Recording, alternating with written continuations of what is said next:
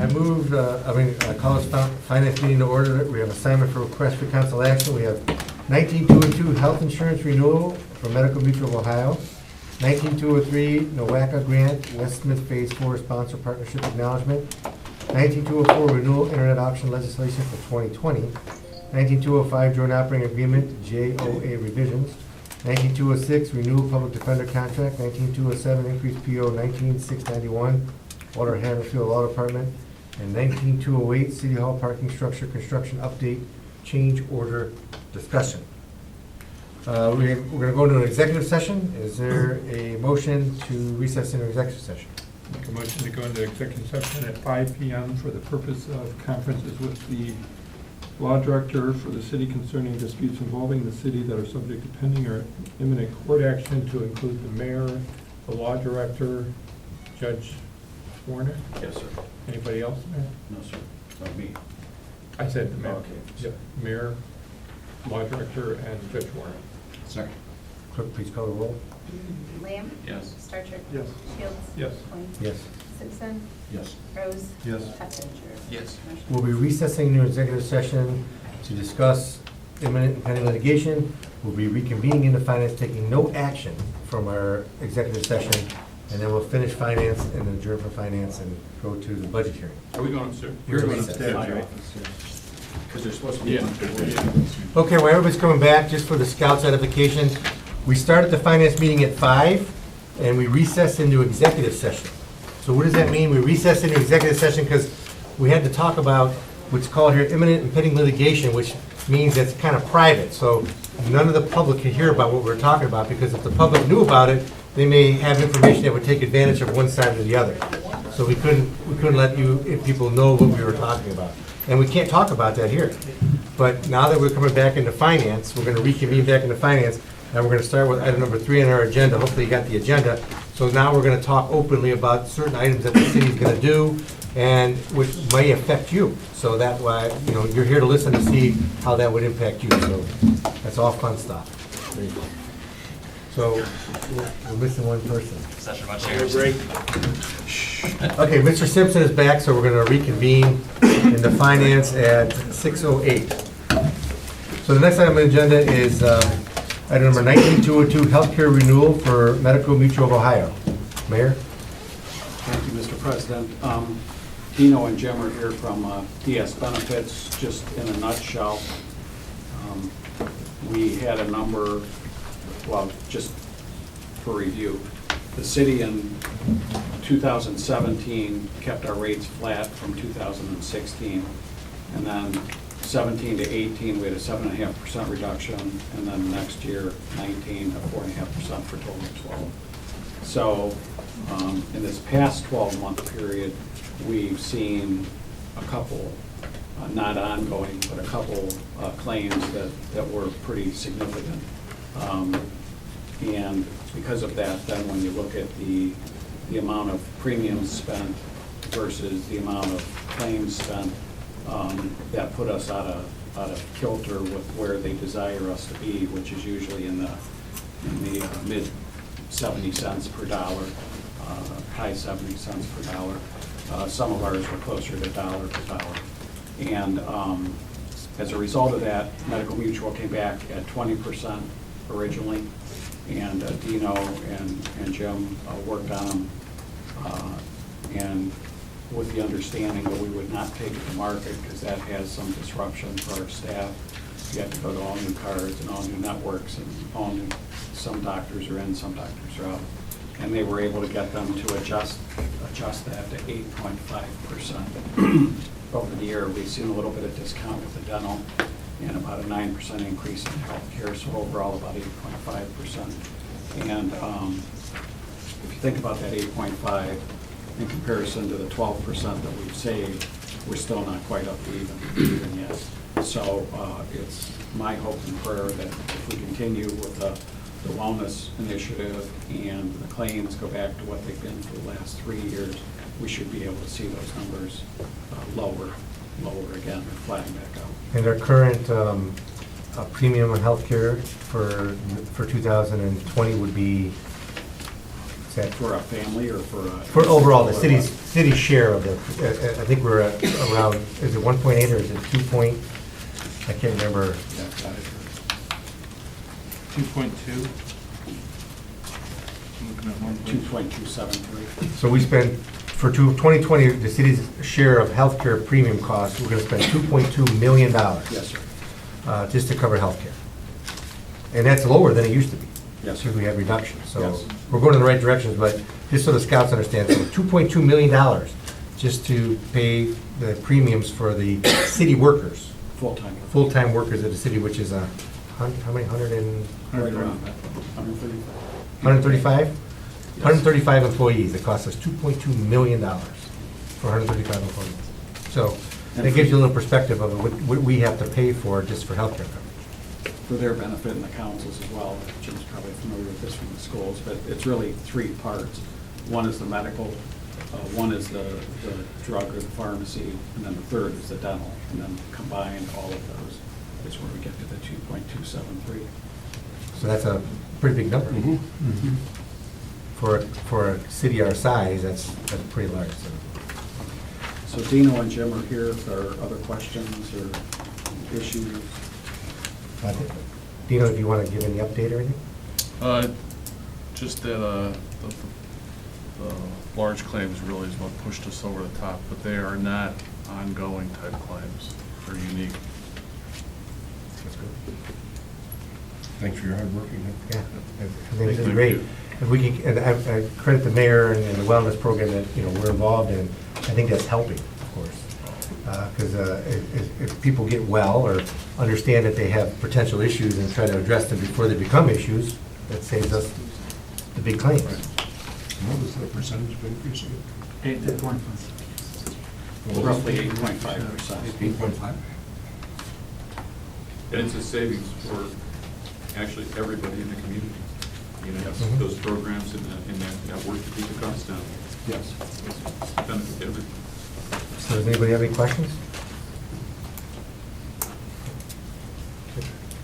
Thank you. Thank you. Thank you.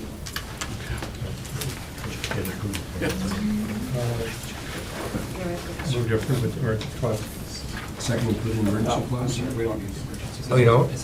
Oh, because it's going to be approved the next week. Okay.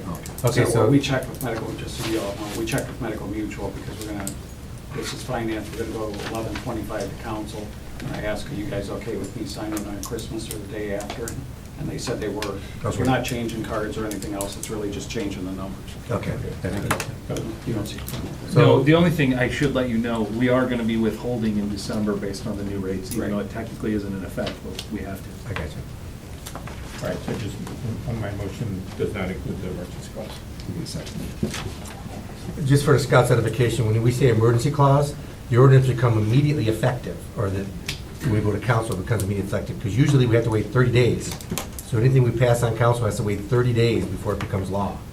So if you take the emergency clause, it just becomes effective immediately, and the 30 days is waived. So that's what we do. Okay, is there any further discussion? All in favor? Aye. All opposed? Motion carries. Thank you. 19203, NOACA West Smith Phase 4 Sponsor Partnership Acknowledgement. Patrick. Thank you. Council may remember back in October of 2016, we passed a resolution allowing us to submit for an application to NOACA for grant funds for the West Smith Road Phase 4. Had a couple swings and misses, but last month we were notified that we were awarded $2,046,000 and some change towards that project.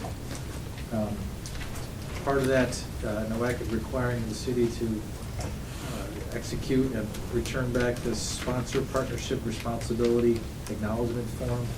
So this is asking council's authorization to allow the mayor to do that for us. Questions? You ever remember that meeting when we passed this? Move to approve. Second. All in favor? Aye. All opposed? Motion carries. 19204, renewal the internet auction legislation. Just an annual renewal in order for to sell vehicles and things through the internet. Okay, Move to approve. Second. all in favor? Aye. All opposed? Motion carries. 19205, joint operating agreement, JOA revisions. Mary, you want to handle it? Sure. So, there was a request for the schools, from the schools, for the city and the schools to get together. So Councilman Coyne, myself, Nino, and Mike represented the city, and Aaron Sable, the superintendent of the schools, Assistant Superintendent Chris Qualick, John Burkhart, Rob Skidmore from the board, went over it. For everybody's benefit, the JOA is the operating agreement of the rec center, kind of the contract between the city and the schools and how we split the cost.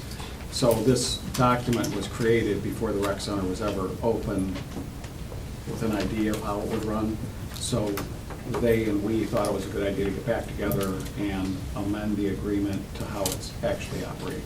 So one thing, the school had made quite an investment in a device that saves energy within the school. It uses some of the pool water, but it saves some energy throughout the electrical operations of the school. And when the JOA was first passed, it wasn't a 50-50 split because the school made some decisions not to make things as efficient as they could. So they asked us to, now that they are more efficient, to realign those 50-50. We also had some changes just in wording, scheduling, and then the other thing was the amount of time that the janitorial staff was supposed to be at the rec center and we were paying for was not what was actually happening, nor did Mike see a need to have that many hours. So we adjusted those hours down, adjusted the 50%, which should be a net positive for the city, because the amount we're saving in custodial does not equal to, I think it was 2.5% difference to get from 47.5% to 50%. So it seemed like a win-win for both of us. The school is taking this through their school board. I'm not sure if that's going yet, Jim. No, it's next Monday night. Okay, next Monday. And they asked, I didn't know if they wanted us to wait until their school board passed it and then run through our two processes. And they requested that we run it parallel with theirs. So my plan was to, it does not take effect, these changes do not take effect until January 1st, 2020. So again, much like the healthcare, if finance is okay with this, 1125 will go to full council, be able to pass it without the emergency clause and have it take effect January 1st. Mr. Wright, you have anything to add? No, I just want to thank the committee members that, met 3 times and discussed the different changes that we were requesting, the schools were requesting, and then we got it all worked out. Appreciate it. So going forward, I think that at least the maintenance fund, some of the issues are centered around that, and there'll be additional contributions depending on the year, and they'll be revisited. I think every 3 years, we have to revisit the agreement, as you mentioned. The whole agreement. The whole agreement, yes. So to make sure that the allocations and the capital account and all that, because if you recall, we spent a lot of that money on a new roof. Right. At the rec center. And just for the council, because for those who were on the committee are aware of this, but the school was playing catch-up for a little while, so we were asking them too, what if we just increase ours and keep it at that level? But because of many of the other needs in the school system of all of their buildings, they preferred to wait until there was an issue that the reserve would not take care of, and then the two sides would get together and come to some agreement to help resolve it.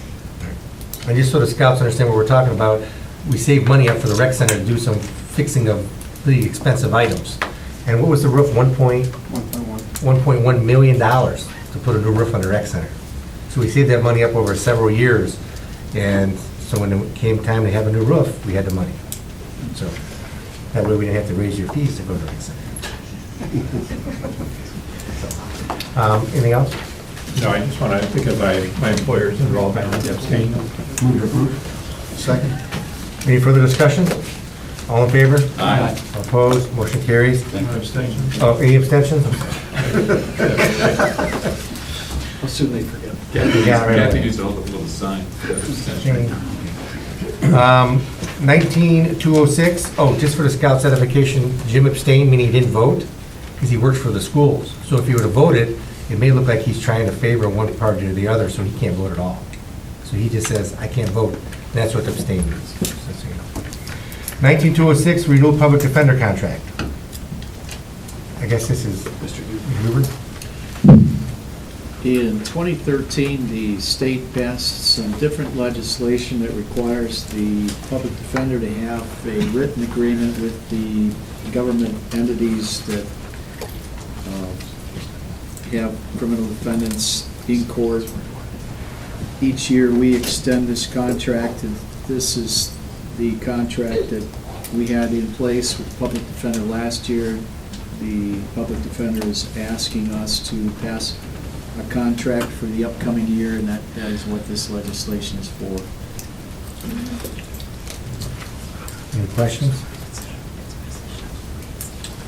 Move to approve. Second. All in favor? Aye. Opposed, motion carries. 19207, increase PO 19691, Walter Haverfield Law Department. Mr. Hubert? This increases the PO with Walter and Haverfield. We've got a couple of zoning cases that are going to be pretty time-intensive. Walter and Haverfield is helping with us with the litigation, and so we need to increase the PO. Questions? Move to approve. Requested. What? Is emergency clause requested in this? No. Yes. Was? Yes. Yes. Yes. Why? It That's says fine. the vendor is waiting for payment, correct? Oh. I did not know that. I apologize. Yes, please. Move to approve with the emergency clause. My second includes emergency clause. Any further discussion? All in favor? Aye. Opposed, motion carries. 19208, parking structure construction update and change order discussion from Mr. Patton, our city engineer. Thank you. We were notified last Tuesday during a project meeting about our contractor CPS's request to, they notified they're going to be submitting to us potential change order costs due to the cold weather conditions that are coming over the next few months. We wanted to get that in front of council here for you today, and I thought it might be a good idea just to discuss. There's actually 4 different change orders that are, I don't think we're in a position to vote on them any right now, but I wanted to let you know just where we're at. First one, additional excavation and foundation preparation. In the northeast corner of the site, they did come across the foundation for, it appeared to be an old house. So that did cause them to have to over-excavate and make some accommodations for the foundation for that. And they believe they should be compensated for that. They've submitted, actually, I just this afternoon got the 3rd submittal for that, and it's, in my opinion, still not something we can even review to make a recommendation on. There's just not enough information provided by them. So we'll work through that with them, but I just want you to know that's out there. Well, first, let me ask you the question. What did our RFP say about soils again? We included a geotechnical report in the RFP, and there is some language in there about their responsibility. They're going to maintain that they should get paid, and I think we're going to maintain that they shouldn't. Well, I mean, we have to be fair in our RFP, because everybody lived under that RFP.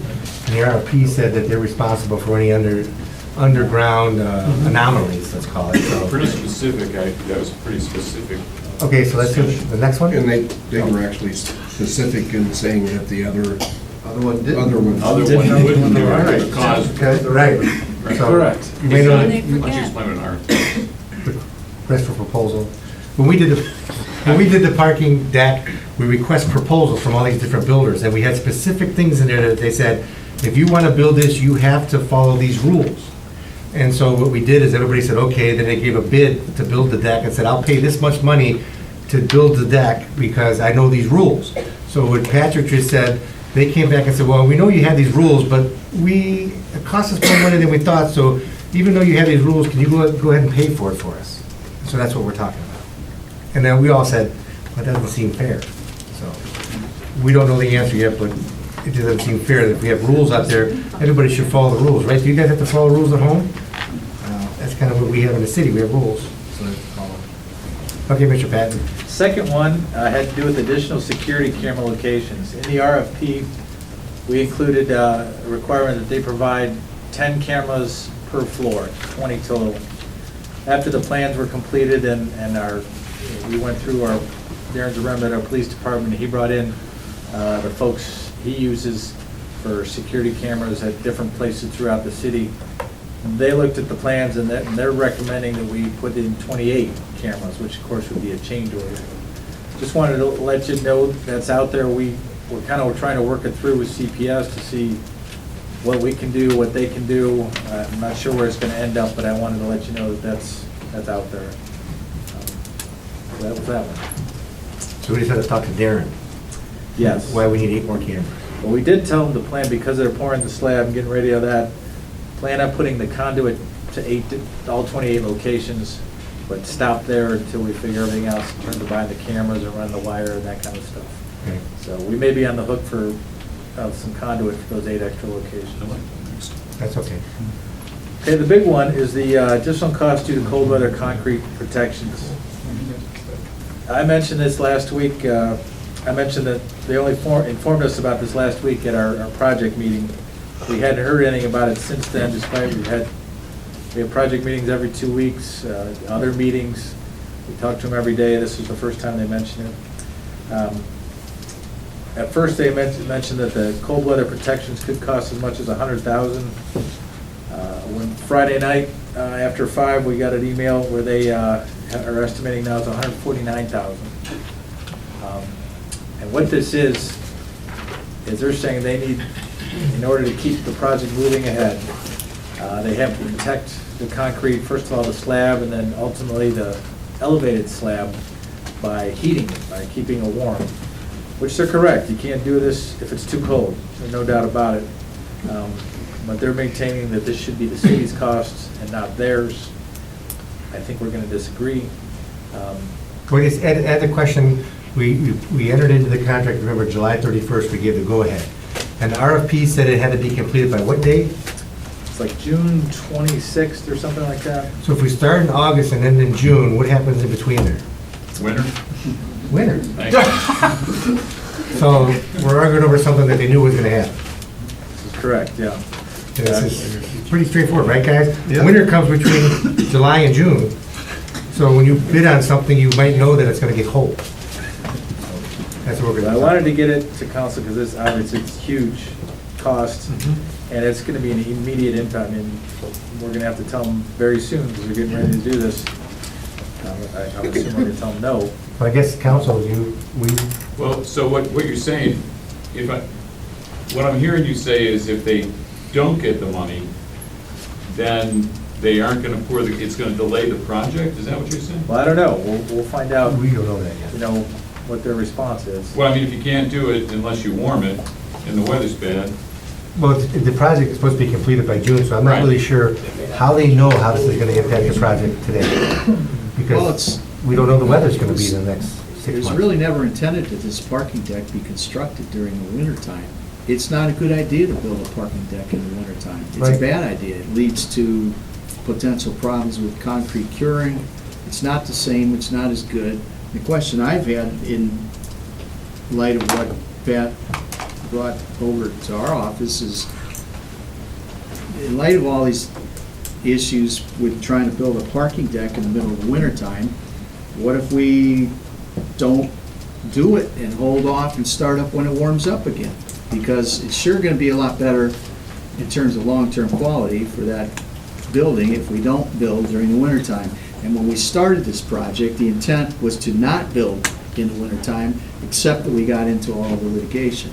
But they know, when they did the RFP had construction over the winter, so they knew at that time that they would have to put these blankets on and use turbo heaters and visqueen around the deck, so this was not a surprise. Well, that's true, but the bigger question is, what are we doing in terms of trying to build this during the wintertime with respect to the quality of the end product? I agree with you, but again, the project doesn't have to be complete till June, so there's gonna be plenty of warm days between now and then on a consecutive basis that this may not even be an issue yet.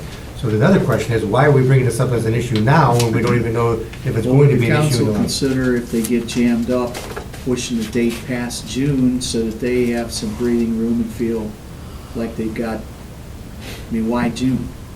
Let's get a good building. Well, everybody was set to that same standard though, so if we change our mind now, doesn't that do a disservice to those other two bidders? What does that matter when you're talking about the quality of the building?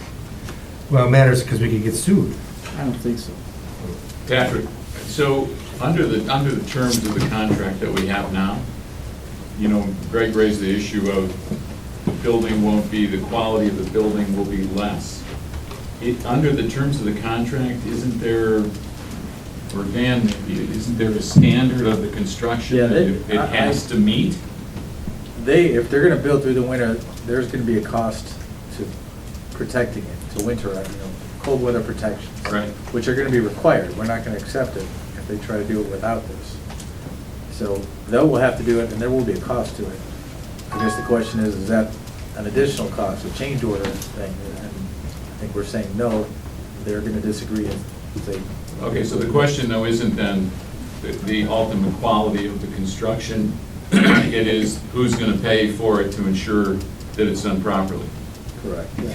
But they would have to do that anyways, and wouldn't it be that at the end of the project, they would come to us and say, well, we had to do this, and so we request a change order at this time?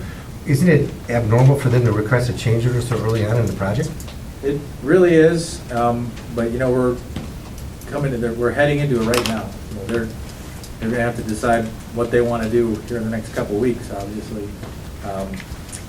And I think that's why they're submitting this now. You know, they want an indication from us what we're gonna allow. Well, I guess we want them to live to the RFP. Late this afternoon, I forwarded, I think, to the mayor, Mr. Coyne and Greg, got an email from them, and I asked them yesterday, what's the option if we did do that? We just say, we'll shut it down, we'll start it back up, you know, in the spring, just to know. And they've told us it'll be, the cost for shutting down and restarting would be $96,400. I have no idea where that came from. Well, I think that we just let them make their own decisions at this time, and then see what happens in June, because I know if they don't finish on time, there's a penalty every day.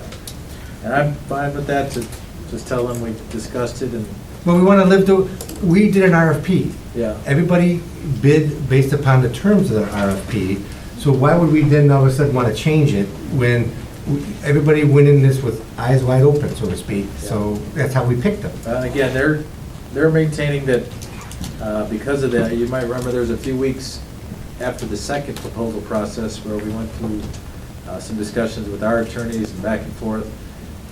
They're saying that delayed the start of the project, they believe, by a month. But that was only 2 weeks. If the Yeah, best we're- argument could be 2 weeks. We'll be debating the timeline, but they're basically saying we delayed them a month. But if we remember, as we And spoke If we had about, not delayed them that month, they would have had this all done by now, which I don't believe that. when they mobilized in September, remember Jan and others, they mobilized and we all kept walking out there and there was just a fence around there, nothing was happening. We said, Yeah. what's going on? Yeah. Doesn't that mean? And why was it delayed a month again? Whose Well, problem was that? proposals were due July 8th, and then council did not approve the contract until July 31st, so it was a little over 3 weeks. I'm being facetious there when I know the answer to Yeah. it. Why there was a month delay and who started that process. Thank you. Right. Okay, well, I guess that's just, I mean, I guess from what you're hearing from us, just tell them, continue with the project the way you want, and if you want to change order at the end of the project, let us know. Mayor, you're telling me I should consult with Mr. Huber and craft a response saying, Yes, Mr. Huber has some great language that he can provide you. Well, Pat, when you and I were talking about this, my understanding is that your preference would be to build this in the warmer weather. it's always the preference, yeah. And I assume that has to do with the hope that the quality is better if it's built in warmer weather. Isn't that true? And it's easier to get that, yeah. It's difficult working in the cold weather, but it can be So done. you're saying that if we proceed with this in cold weather, you're confident it's going to work out? You're leading the witness. I want to know, I mean, he's told me that, and I'm kind of thinking maybe we ought to hold off on this. I don't think we want to, if we show that we are willing, I don't think we do that, because we had a bidding process, and they knew that this was going to happen, and I guess they have blankets out there now. They could put tarps up. Well, They could do all this, and we according to don't what have Pat to just worry said. about getting sued on the back end. If we run into this problem and delayed it, we could do that and not get sued, so that's clear. Now, whether. Are we suing them or they If we suing can us? proceed forward and we're confident it's gonna work, I guess the question is, what's it gonna take to make it work? And that's where I'm a little unsure, because if we don't pay them, then what are they gonna do to pour this concrete in winter weather? Well, they have to, Patrick said, Yeah, if they I wouldn't heard be you able correctly, to unless they, they can't. I mean, unless we get a stretch of very good weather, then they could do it, but if it's typical They winter can't pour it weather- in cold weather, he said, otherwise he wouldn't approve the concrete. They'd have to Yeah. take it back out. And if their, they did their it. engineer won't sign off on it. Oh, their engineer won't sign off. So can we control when they do this pour so that we have a reasonable chance of this being correct? Can we tell them, no, you can't do it, I don't agree with this? Yeah, I mean, if the temperature's below freezing, and it's gotta be above freezing for at least a week, if it's not, and they don't put any protections in, they can't pour it. So it sounds like they're willing to move forward. This email from the construction group to Patrick at 2:45 this afternoon said, "We reviewed the schedule, discussed with our subcontractors the issue with possibly shutting down the project for the cold weather, basically the elevated slabs and trades that follow the elevated desk. We intend to continue to work to install the slab on grade in the next couple of weeks or less. Getting the slabs on grade would permit a faster start once the cold weather moderates. The cost for shutting down and restarting would be about $96,400 and would add 2.5 months to the schedule." Yeah, So that- it sounds to me in that email alone, they're saying we're gonna go. When the weather permits us to go, we're gonna go. I think they should, but I don't think we're not changing the schedule, we're not giving them any more money. Just stick to the RFP. They gotta stick to the RFP. I mean, we went through that, we had a consultant that we paid. We're not put that leaning together. one way or the other. You guys are in this business. Yeah. Stick to the RFP. Stick to the RFP is our answer. So, is that, everybody wanna do something different?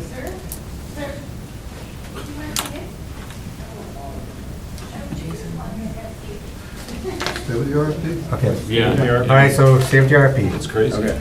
But again, if we need more cameras and it costs us more money for the conduit, I think we're all okay with that, Correct. because that's something we have to do. Yeah, we're gonna work something out with them, and with Darren and with his vendor, and we'll bring it back to you about. I'm not sure what it's gonna be yet, but we'll bring it back. Okay. The last thing I want to talk about, and again, this one is totally our option, there's no, our contractor, per the RFP, has to provide detention for the parking deck. That detention is basically going to go between,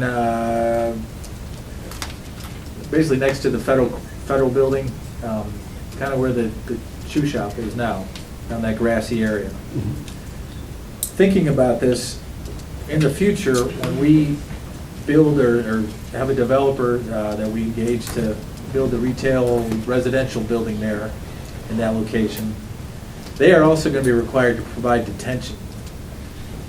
I'm thinking it would probably be cheaper now if we designed to accommodate that detention. I think that might make the property a little, I don't know, more valuable, but it certainly would take kind of a headache or a chore off that future developer's plate. I just wanted to bring it to council and see if you think that's something we should look into.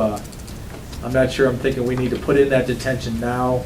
I think we can put it in cheaper later, but we would have to ask their engineer to design it now to accommodate the future installation, which probably, it might cost a couple $1,000, but I think it's gonna be a lot cheaper to do that for that future property or developer that we're trying to engage, so.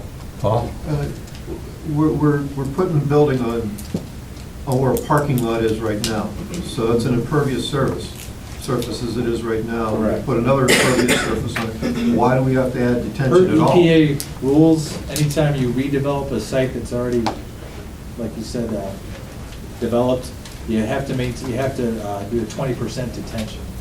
So we're not going to be detaining nearly as much as if this was an open grass field that we're converting to a building or a parking deck. But we are required to have maintain 20% of that detention volume.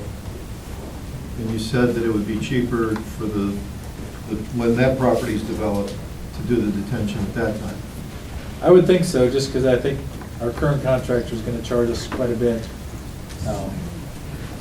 Did you have an opportunity to He's speak? talking about designing it with both, Right. just not building Just the the design. second. We would only build. Yeah, it's It's cheaper required to for the design garage. both than design it twice. Have you had an opportunity to speak with our economic development director to make sure that we're not going to prohibit lineal footage along Liberty that may be more valuable and maybe putting it behind the building? Has there been discussions about that, of where and what impact this will have on that parcel? It will, we're gonna probably be about 10 foot wide next to the courthouse on that west side to put this detention structure in. So that would be that whole entire length.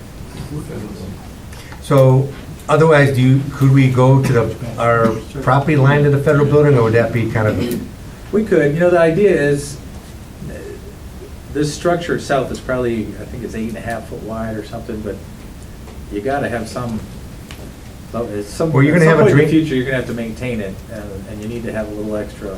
or you're gonna have a drain pipe going there no matter what, because you have to drain out Correct, towards yeah. Liberty. So you're gonna have 10 foot no matter what. If we do it or don't do it, you're still gonna have 10 foot Right, there. that's correct, So we have no choice. correct, yeah. So we're going from 140 to 130 feet of frontage on Liberty, because Well, 140... remember that we discussed, Kim, there's a possibility we could gain some of that on the east side. Right now, we have a 35-foot right-of-way or parcel for our driveway into the parking deck.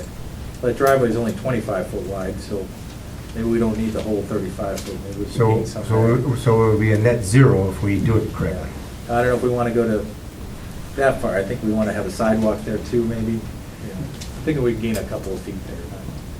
I don't know about the whole. Well, thing, can we put it behind the building? Because I was having discussions with Kimberly, and she mentioned that we're not gonna have, was it 150 foot? How far back were we going? I'm going about 150 foot.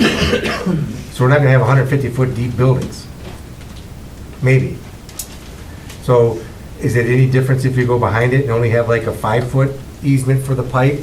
And then you can keep the building 140 foot Before we get wide? into that, I thought that we didn't want to do that because that would preclude you from ever being able to butt up to the parking deck and have any kind of connection.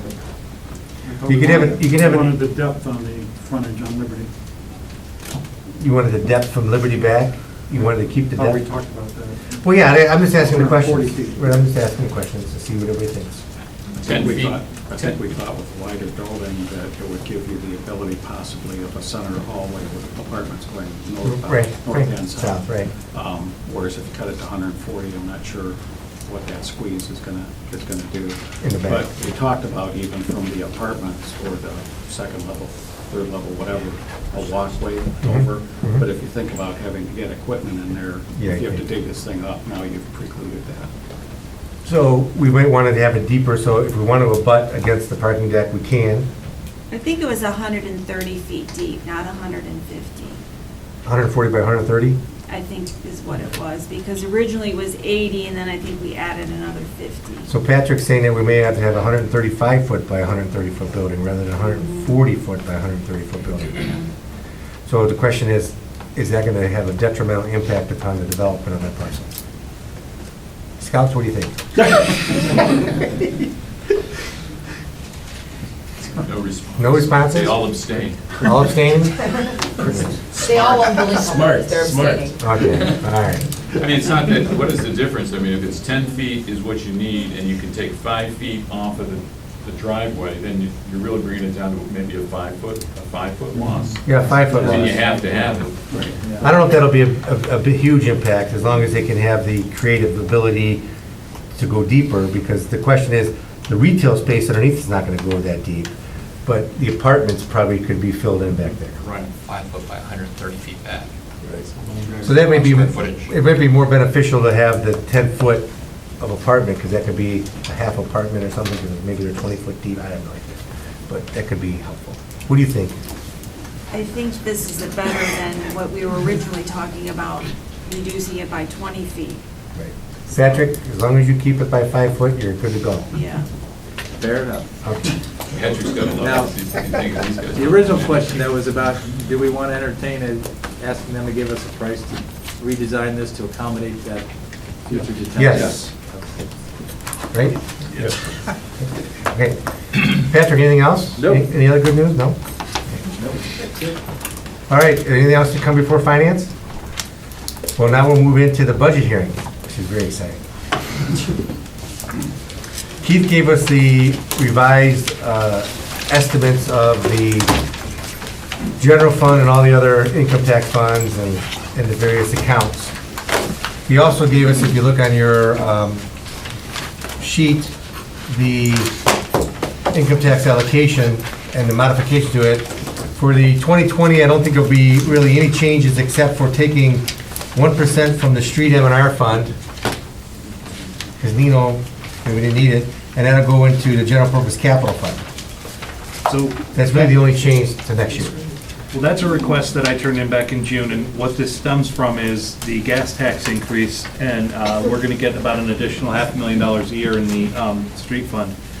Really, that just makes up for inflation, because they haven't increased the gas tax in a number of years, and the gas tax is cents per gallon, so it doesn't go up when the price of gas goes up, we just get so many cents per gallon.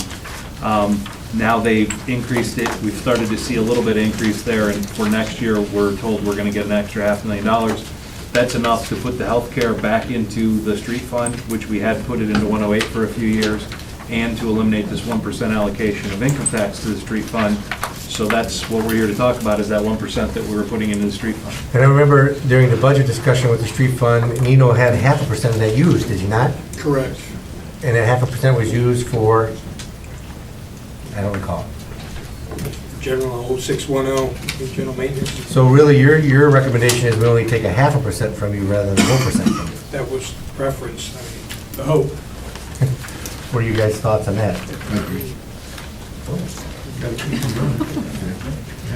So, I mean, it'll change it to 0.5% to street M&R and then 3% to the general purpose capital, which again, 1% gives us about, is it 60,000 now, we're up to 60? 1%, first of all, this is a percent of the portion that council has the authority to reallocate. Right. So you know, because that doesn't count the 108, which is by the voters, has to go there. And that 1%'s a little over 100,000. Oh, So 100, each 0.5%. percent that we do is 110, give or take. I thought maybe we had more collections, we can get that up. So, what does everybody thought on that? 0.5% only rather than the whole percent? Before we reallocate everything, this money coming from the gas tax, when do we start actually seeing that come in? We've seen a little bit of an increase, but we'll see most of it next year. We get it from the state, so there's a lag from when they start collecting it, which I think they started collecting it July 1st. I can say It June. was July 1st. And then there's a lag to when we get it, and the state has an allocation method that they go through, and then we get checks from them. But there's a lag. But we'll have it for 2020, we should have it for the whole year. And then the additional change going forward after that would be the 2023 when the rec center comes off. And that's already, you have already adopted that. Right. That when the rec center debt is paid off as of 2023, 5% of the income tax, which currently is paying the debt service in the rec center fund, goes back to the general fund, because the general fund is where we need that. Well, yeah, because right now, if we and we're not going to spend everything, because we never do, but we have a negative balance of 521,000 in 2024. And that's after accounting for this, but we won't spend everything. So. Right. Well, and plus it depends on how many grants we have, because we have money coming out of grants. So what does everybody like to do? Would you like to just take 0.5%, put 0.5% in general purpose capital, and then when we go to 2023, we already did that, we take it the 0.5% off, so it'll be 2.5% in general purpose capital, but that may be fine. So 250,000 a year or so, maybe a little bit more. Do you, now, I had proposed when I turned this in June that we add some funds to the unanticipated capital fund, and I don't know if you want to take that up. The reason I bring it up is we had put some money into the unanticipated capital up through 2008 when that got to $1 million balance. Since then, we haven't put anything in there. My first concern is that $1 million today is not what it was in 2008. This fund, I've always thought of as kind of our, I don't even say rainy day fund, but the tornado or fire fund. If we have a major loss, insurance, we do, obviously the city has insurance, but if you've ever had a claim personally, you well know insurance does not pay for the replacement cost. It pays for depreciated value. It's the same thing for the city. So if you total a car that's worth $25,000, that's $25,000 new, but it's 10 years old, the insurance is going to come in and say, okay, here's $2,500 or whatever, not $25,000. Same thing for us. You go back to, I think it was 2005, we had a fire that burned up 3 garbage trucks. Garbage trucks are $150,000, $200,000 each.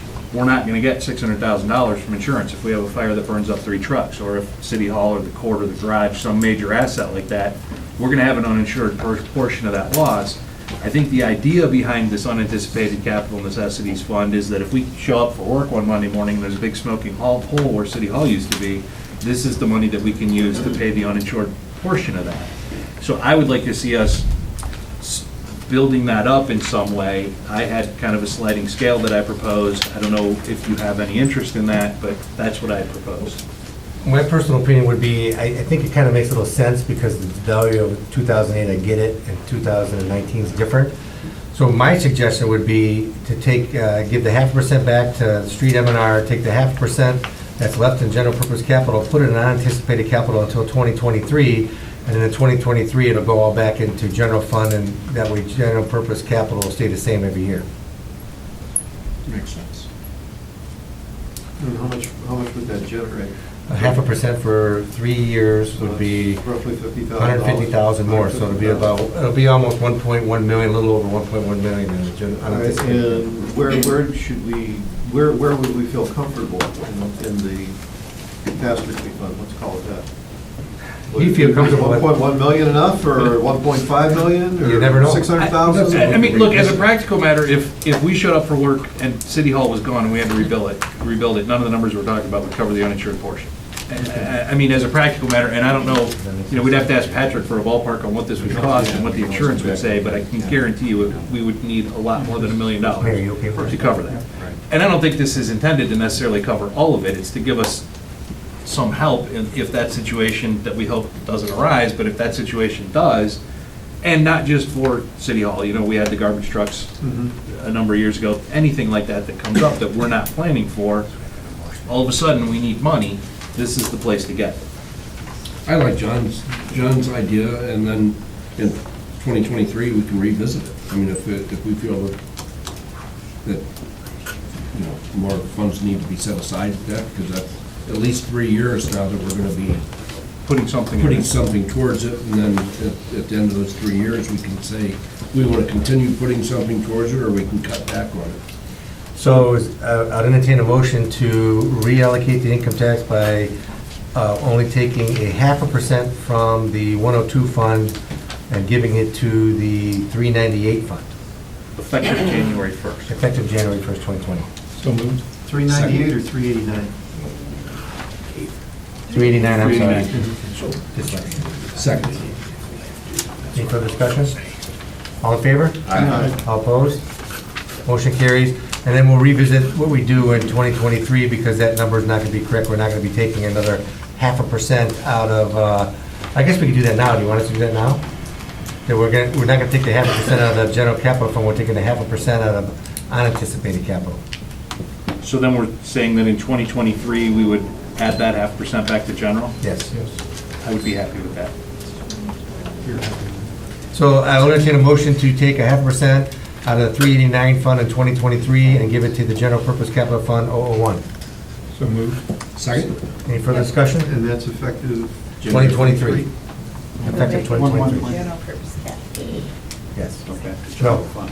It's actually general General fund, right. We gotta get general fund back up to 5.5%, because we're, in 2024, we're not gonna be negative, but we're gonna be close. That's what we don't wanna be negative. Okay? I got it. All in favor? I'll talk to you tomorrow. All opposed? Motion carries. So if everybody looks at the funds, and hopefully you had a chance to, everything looks pretty healthy for the next 5 years with the reallocation. So in the next 5 years, the city should still be fiscally strong, and hopefully we can get stronger. Did everybody understand my explanation of the health insurance? Yes. And now the LST passed, we saw the modifications of that, and the LST fund will be healthy beginning the following year.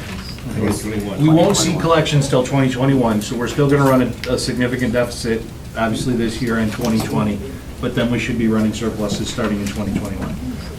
So with all the funds being collected, and with the modifications, we're spending, we don't spend it all, but we have revenue of about $23.5 million, and over the next, till 2022, for the next couple of years.